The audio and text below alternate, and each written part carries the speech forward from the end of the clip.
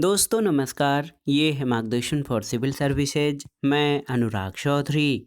दोस्तों, भारतीय संविधान एवं राज्य व्यवस्था के महत्वपूर्ण प्रश्नों के अभ्यास सेट में इस वीडियो में प्रस्तुत है संसदीय समितियों से संबंधित महत्वपूर्ण प्रश्न, जो आपके आगामी विभिन्न परीक्षाओं जैसे यूपीपीसीएस प्रारंभिक परीक्षा, आरओ यानी समीक्षा अधिकारी, सहायक समीक्षा अधिकारी, लोअर पीसीएस, उत्तर प्रदेश अधीनस्थ सेवा चयन आयोग द्वारा आयोजित की जाने वाली विभिन्न परीक्षाओं के साथ विभिन्न राज्य लोक सेवा आयोगों जैसे उत्तराखंड, बिहार, राजस्थान, मध्य प्रदेश और छत्तीसगढ़ पेशियस के लिए बहुत ही उपयोगी है।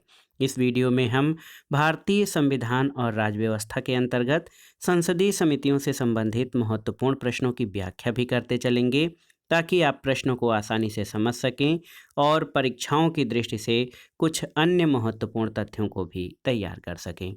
तो आइए शुरू करते हैं। भारतीय संविधान एवं राज्य व्यवस्था के अंतर्गत संसदीय समितियों से संबंधित महत्वपूर्ण प्रश्न। पहला प्रश्न है, निम्नलिखित में से कौन सी एक सबसे बड़ी संसदीय समिति है? ऑप्शन है आपके लोक लेखा समिति, प्राक्कलन समिति, सरकारी उपक्रम समिति और याचिका समिति। सही उत्तर प्राक्कलन समिति हो जाएगा, ऑप्शन बी। दोस्तों, ये जो विकल्प दिए गए हैं इसमें प्राक्कलन समिति संसद की सबसे बड़ी समिति है। इस समिति में सदस्यों की संख्या 30 होती है, याद रखिएगा, और इसके सदस्य केवल लोकसभा से लिए जाते हैं।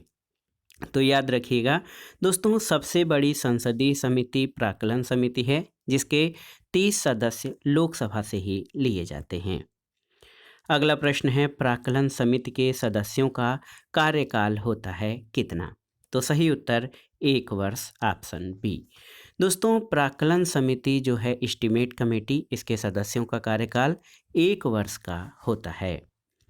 अगला प्रश्न है, निम्न में से कौन सा सार्वजनिक व्यय पर संसदीय नियंत्रण का अंग नहीं है? आपको बताना है। लोक लेखा समिति, भारत का नियंत्रक और महालेखा परीक्षक, प्राक्कलन समिति या सार्वजनिक उपक्रम समिति। तो सही उत्तर भारत का नियंत्रक एवं महालेखा परीक्षक यानी CAG। दोस्तों, याद रखिएगा, तीनों संसदीय समितियां जैसे लोक लेखा समिति, प्राक्कलन समिति और सार्वजनिक उपक्रम समिति, ये जो है सार्वजनिक व्यय पर संसदीय नियंत्रण का अंग है, जबकि भारत का नियंत्रक और महालेखा परीक्षक संघ तथा राज्य दोनों के लेखाओं यानी अकाउंट्स के परीक्षण का कार्य करता है।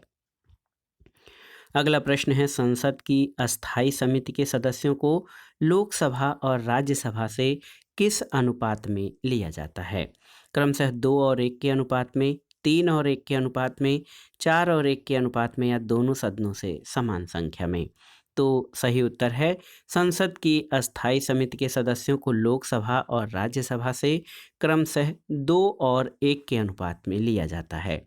दोस्तों, अपवाद स्वरूप अगर जो कुछ समितियों को छोड़ दिया जाए, तो जो भी अस्थायी समितियां होती हैं उसमें लोकसभा के कम अनुपातिक रूप से 2 और राज्यसभा के 1 सदस्य को जो है इसमें लिया जाता है। तो याद रखिएगा, संसद की अस्थायी समिति के सदस्यों में लोकसभा और राज्यसभा से क्रमशः 2 और 1 के अनुपात में सदस्यों को लिया जाता है। अगला प्रश्न है, निम्नलिखित में से किस समिति में राज्यसभा का प्रतिनिधित्व नहीं होता है? लोक लेखा समिति, सार्वजनिक उपक्रमों की समिति, आकलन समिति या सरकार की आश्वासन समिति? सही उत्तर आकलन यानी प्राक्कलन समिति। आप जान लीजिए, आकलन या प्राक्कलन समिति के सभी जो 30 सदस्य होते हैं ये लोकसभा से लिए जाते हैं, इसमें राज्यसभा का प्रतिनिधित्व नहीं होता है। अगला प्रश्न है, संसद की लोक लेखा समिति यानी पब्लिक अकाउंट कमेटी का प्रमुख कार्य क्या होता है? तो उत्तर क्या हो जाएगा, आप देखिए, शासन के वित्तीय लेखा और विनियम तथा कंट्रोलर और ऑडिटर जनरल की रिपोर्ट का परीक्षण। ऑप्शन ए आपका सही उत्तर हो जाएगा। दोस्तों, लोक लेखा समिति यानी पब्लिक अकाउंट कमेटी लोक व्यय पर नियंत्रण रखने वाली एक संसदीय समिति है। ये समिति नियंत्रक और महालेखा परीक्षक की रिपोर्ट को आधार मानकर लोक व्यय का प्रतिपरीक्षण करती है, और सामान्यतः विपक्ष के लोकसभा सदस्य को इसका अध्यक्ष नियुक्त किए जाने की प्रथा वर्ष 1967-68 से है।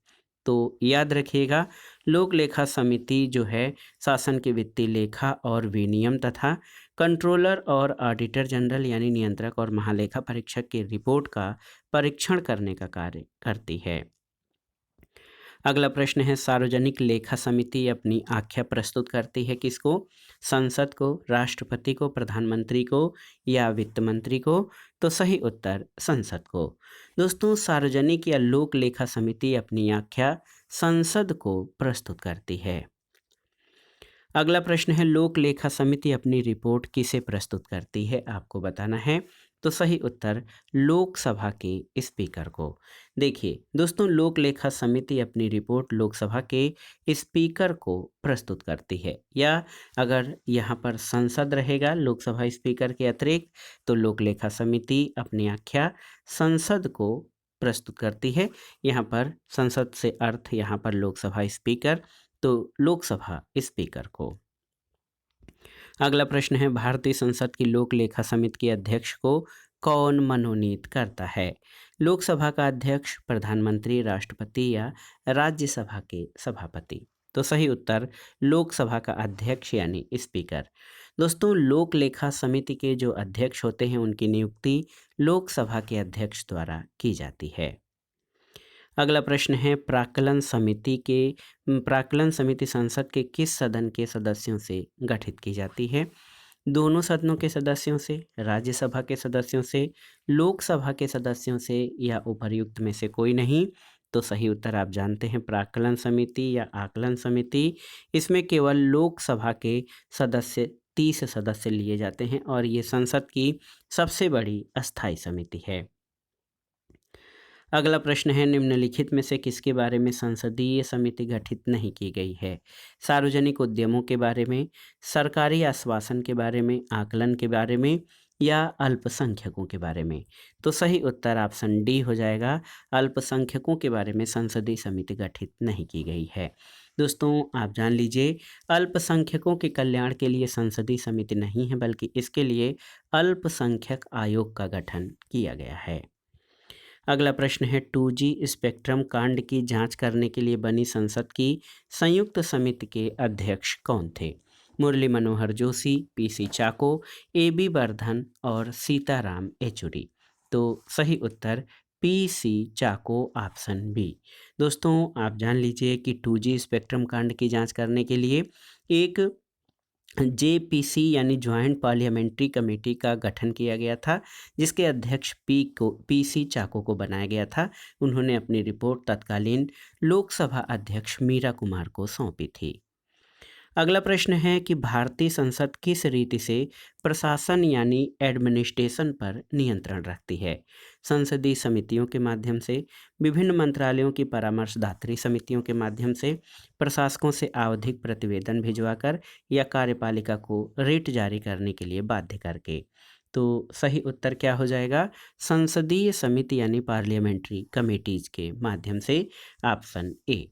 भारतीय संसद संसदीय समितियों के माध्यम से प्रशासन पर नियंत्रण करती है। जैसे लोक वित्त पर नियंत्रण वह 3 समितियों के माध्यम से करती है, लोक लेखा समिति, प्राक्कलन समिति और लोक उपक्रमों की समिति से। अगला प्रश्न है, कौन सी समिति संसद की अस्थायी समिति नहीं है? लोक लेखा समिति, प्राक्कलन समिति, लोक उपक्रम समिति या वित्त मंत्रालय की परामर्शदात्री समिति? तो सही उत्तर दोस्तों लोक लेखा समिति, प्राक्कलन समिति और लोक उपक्रम समिति ये संसद की अस्थायी समितियां हैं, जबकि वित्त मंत्रालय की परामर्शदात्री समिति ये अस्थायी समिति नहीं है। आप जान लीजिए, वित्त मंत्रालय की परामर्शदात्री समिति संसद की अस्थायी समिति नहीं है। अगले प्रश्न पर आते हैं दोस्तों, भारतीय संसद में लोक लेखा समिति का अध्यक्ष कौन होता है? विपक्षी दल का लोकसभा सदस्य, लोकसभा का अध्यक्ष, लोकसभा का उपाध्यक्ष या राज्यसभा अध्यक्ष? तो सही उत्तर विपक्षी दल का लोकसभा सदस्य। दोस्तों, आप जान लीजिए, भारतीय संसद में लोक लेखा समिति का अध्यक्ष परंपरानुसार विपक्ष के लोकसभा सदस्य को नियुक्त किया जाता है और ये परंपरा जो है, विपक्ष के लोकसभा सदस्य को लोक लेखा समिति का अध्यक्ष नियुक्त किए जाने की परंपरा 1967-68 से चली आ रही है। अगला प्रश्न है दोस्तों, लोकसभा की सभी संसदीय समितियों के अध्यक्ष को कौन नियुक्त करता है? आपको बताना है। भारत के राष्ट्रपति, भारत के प्रधानमंत्री, भारत के लोकसभा अध्यक्ष या भारत के गृह मंत्री। तो सही उत्तर, लोकसभा की सभी संसदीय समितियों के अध्यक्ष को भारत के लोकसभा अध्यक्ष या स्पीकर नियुक्त करते हैं। ऑप्शन सी आपका सही उत्तर है। दोस्तों, भारत के लोकसभा अध्यक्ष का लोकसभा की सभी संसदीय समितियों पर सर्वोच्च नियंत्रण होता है और वह उनके अध्यक्षों की नियुक्ति करता है। अगला प्रश्न है, यदि संसद किसी विशिष्ट उद्देश्य के लिए कोई समिति नियुक्त करे तो उसे क्या कहते हैं? स्टैंडिंग कमेटी, तदर्थ कमेटी, संयुक्त समिति या अस्थायी समिति। तो सही उत्तर हो जाएगा, संसद किसी विशिष्ट उद्देश्य के लिए कोई समिति नियुक्त करे तो उसे एडहॉक कमेटी या तदर्थ समिति कहा जाता है। तदर्थ समिति किसी विशिष्ट उद्देश्य के लिए नियुक्त की जाती है और जब वह अपना काम समाप्त कर लेती है और अपना प्रतिवेदन प्रस्तुत कर देती है, तब उसका अस्तित्व समाप्त हो जाता है। अगले प्रश्न पर आते हैं दोस्तों, निम्नलिखित में से कौन सी भारतीय संसद की वित्तीय समितियां हैं? सार्वजनिक लेखा समिति, प्राक्कलन समिति, सार्वजनिक उपक्रम समिति। तो सही उत्तर, ये तीनों ही भारतीय संसद की वित्तीय समितियां हैं। ऑप्शन डी आपका सही उत्तर हो जाएगा, 1, 2, 3। तो यहाँ पर आप देख सकते हैं कि सार्वजनिक लेखा समिति या लोक लेखा समिति, प्राक्कलन समिति और सार्वजनिक उपक्रम समिति, ये तीनों भारतीय संसद की वित्तीय अस्थायी समितियां हैं। अगले प्रश्न पर आते हैं दोस्तों, निम्नलिखित कथनों पर विचार कीजिए। यहाँ पर 2 कथन आपके दिए गए हैं और उसके आधार पर कूट या कोड दिए गए हैं, उसमें आपको बताना है कि कौन से कथन इस आधार पर सही हैं। लोक लेखा समिति का अध्यक्ष लोकसभा अध्यक्ष द्वारा नियुक्त किया जाता है, बिल्कुल सही है। और लोक लेखा समिति में लोकसभा सदस्य, राज्यसभा सदस्य और उद्योग तथा व्यापार के कुछ जाने माने व्यक्ति शामिल होते हैं, ये आपका गलत है। केवल और केवल कथन एक सही है। आप जान लीजिए, लोक लेखा समिति के अध्यक्ष के रूप में लोकसभा अध्यक्ष द्वारा परंपरा के अनुसार विपक्ष के किसी नेता को चुना जाता है, कथन एक सही है।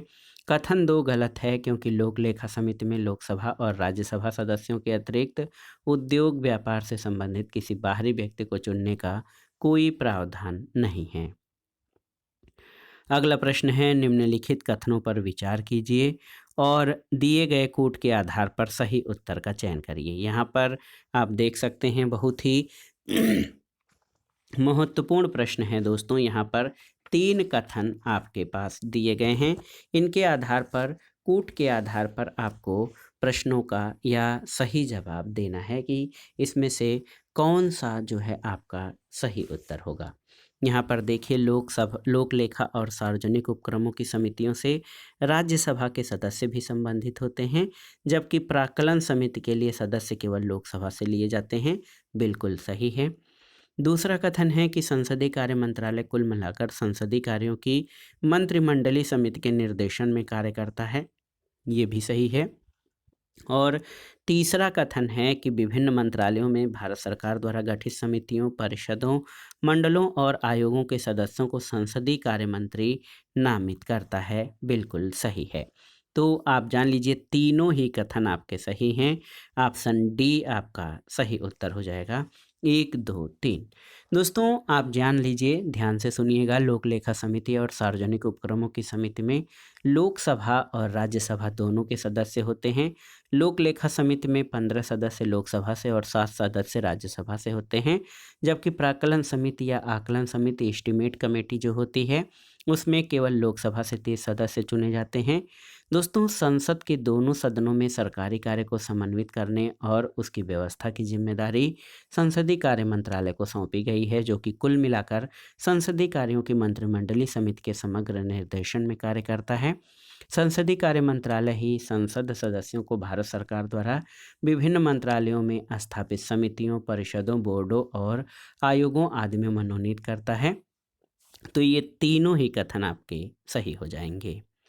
अगला प्रश्न है दोस्तों, सूची 1 का सूची 2 से सुमेलन करिए और दिए गए कोड से सही उत्तर का चयन करिए। लोक लेखा समिति जो है, ये एक वित्तीय समिति यानी फाइनेंशियल कमेटी है। याचिका समिति जो है, ये कार्यकारी समिति है। इसके अलावा स्टॉक बाजार स्कैम संयुक्त समिति जो है ये तदर्थ या एडहॉक कमेटी के अंतर्गत आती है और विभागीय समितियां स्टैंडिंग कमेटी कही जाती हैं। तो सही उत्तर 3-4 जो है 3-4-1-2। तो यहाँ पर विकल्प देख लेते हैं, 3-4-1-2 ऑप्शन सी आपका सही उत्तर है। अगला प्रश्न है, राज्यसभा के सदस्यों को संबद्ध नहीं किया जाता है, कहाँ से? देखिए, पब्लिक अकाउंट कमेटी से, एस्टीमेट कमेटी से, सार्वजनिक उद्यमों की कमेटी से। तो दोस्तों देखिए, आप जान लीजिए कि राज्यसभा के सदस्यों को एस्टीमेट या प्राक्कलन समिति से नहीं चुना जाता है, क्योंकि प्राक्कलन समिति में केवल लोकसभा के 30 सदस्य होते हैं। पब्लिक अकाउंट कमेटी और सार्वजनिक उद्यमों की समिति में राज्यसभा के सदस्य होते हैं। ऑप्शन सी आपका सही उत्तर हो जाएगा। दोस्तों, राज्यसभा के सदस्यों को संबद्ध नहीं किया जाता है एस्टीमेट कमेटी से। दोस्तों, प्राक्कलन या जो एस्टीमेट कमेटी है, इसके सभी 30 सदस्य लोकसभा से लिए जाते हैं और इसमें राज्यसभा के सदस्यों को संबद्ध नहीं किया जाता। जबकि लोक लेखा कमेटी और सार्वजनिक उद्यमों की कमेटी दोनों में 15 सदस्य लोकसभा से और 7 राज्यसभा से चुने जाते हैं। सरकारी आश्वासनों पर अस्थायी समिति दोनों सदनों में पृथक रूप से गठित होती है, जिसमें लोकसभा की समिति में 15 और राज्यसभा की समिति में 10 सदस्य होते हैं। अगले प्रश्न पर आते हैं, भारत की संसद के संदर्भ में कौन सी संसदीय समिति इसकी संवीक्षा करती है और सदन को सूचित करती है कि जो विनियम, नियम, उपनियम, उपविधि आदि बनाने की शक्तियां संविधान द्वारा प्रदत्त हैं या सदन द्वारा प्रत्यायोजित हैं, उनका कार्यपालिका द्वारा इन प्रत्यायोजनों या डेलीगेशन की परिधि के भीतर उचित प्रयोग हो रहा है।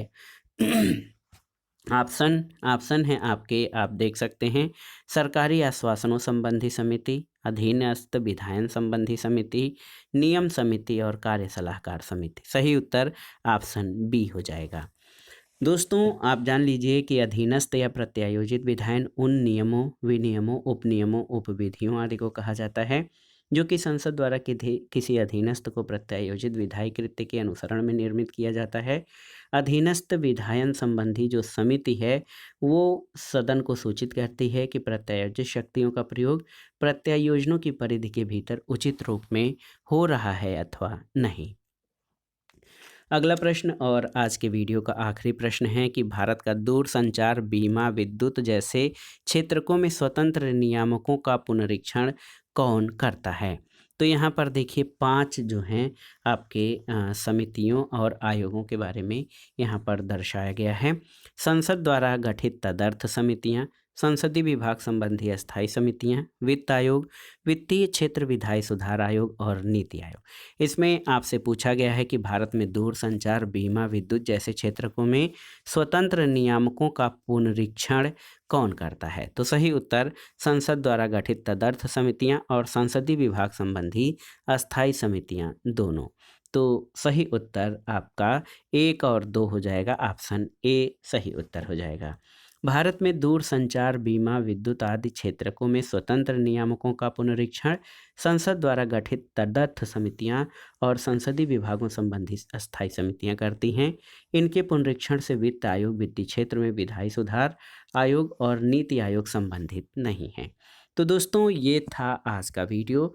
भारतीय संविधान एवं राज्य व्यवस्था के महत्वपूर्ण प्रश्नों के प्रैक्टिस सेट में संसदीय समितियां यानी पार्लियामेंट्री कमेटी से संबंधित महत्वपूर्ण प्रश्नों का प्रैक्टिस सेट, जो आपके आगामी विभिन्न परीक्षाओं के सामान्य ज्ञान और सामान्य अध्ययन के भारतीय संविधान और राज्य व्यवस्था खंड के लिए बहुत ही उपयोगी हैं। आप इन प्रश्नों को तैयार कर लीजिएगा। दोस्तों, वीडियो आपको कैसा लगा हमें कमेंट बॉक्स में ज़रूर बताइएगा। वीडियो को लाइक करें, शेयर करें और इस चैनल को सब्सक्राइब करें। वीडियो देखने के लिए धन्यवाद दोस्तों। नमस्कार।